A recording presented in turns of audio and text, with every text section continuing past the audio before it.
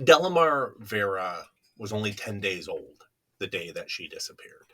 That morning in 1997, there was a knock at the door from Caroline Cora.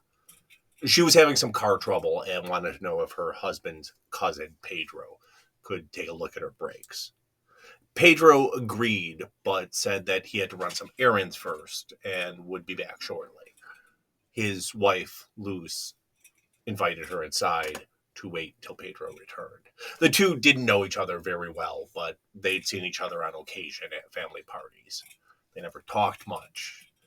In this instance, however, they bonded over their children. Caroline said that she also had just had a baby girl. The conversation was interrupted by a loud crash upstairs.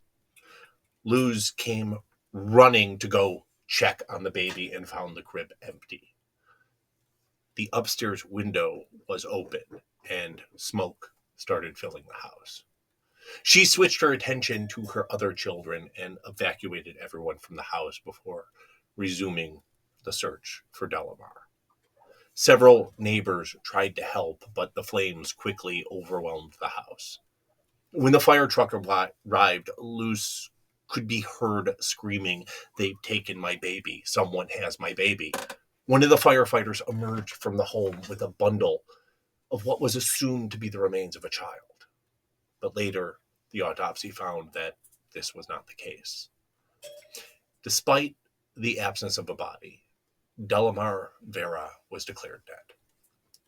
Fire investigators confirmed that the fire had started due to a space heater that had been plugged into a bad extension cord.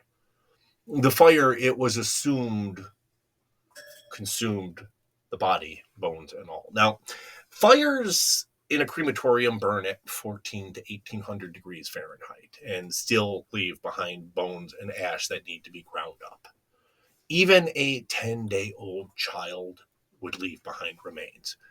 A house fire typically tops out at 1200, and that's up on the ceiling where the heat rises to, not lower on the ground where a baby would be sleeping. In other words, it is highly, highly unlikely that regardless of the size of the person, that a fire would completely disintegrate a body. On top of this, despite officials declaring Delmar deceased, without a body, no death certificate could be issued, leaving the family without closure.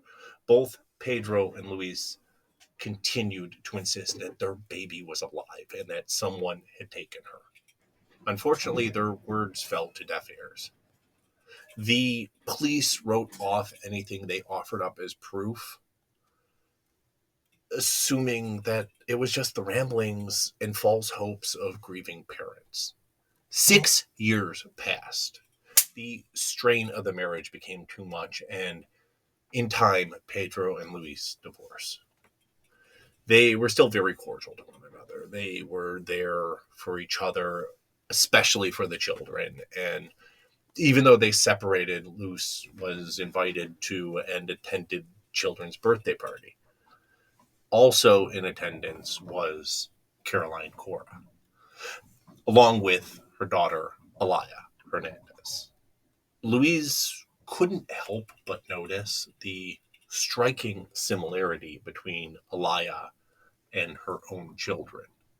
This actually wasn't the first time she'd met Elia, nor was it the first time that she was suspicious that Elia could in fact be Delmar. This was, however, the first time that Louise was determined to settle the matter once and for all. Louise went to the little girl and told her that she noticed a piece of gum in her hair and helped her get it out. In reality, Louise plucked a few hairs from Elia's head and promptly took them to the police station. Unfortunately, once again, her pleas fell to deaf ears. Not only did the police feel that the case was resolved, but there was no translator at the station. Louise spoke very little English, and the police spoke no Spanish. Louise was not someone who was going to stop pursuing what she knew to be the truth. She brought her story to State Representative Angel Cruz. Although Cruz listened to her story with a fair bit of skepticism, he could not deny her unwavering dedication to her story. Cruz took the story in the lock of hair to the police and advocated on her behalf. The DNA was a match. Elia Hernandez was Delmar Vera. In a later interview with Delmar, she recalled that during the investigation, Caroline told her that a bad woman was trying to take her away, and she sprayed a liquid in her mouth.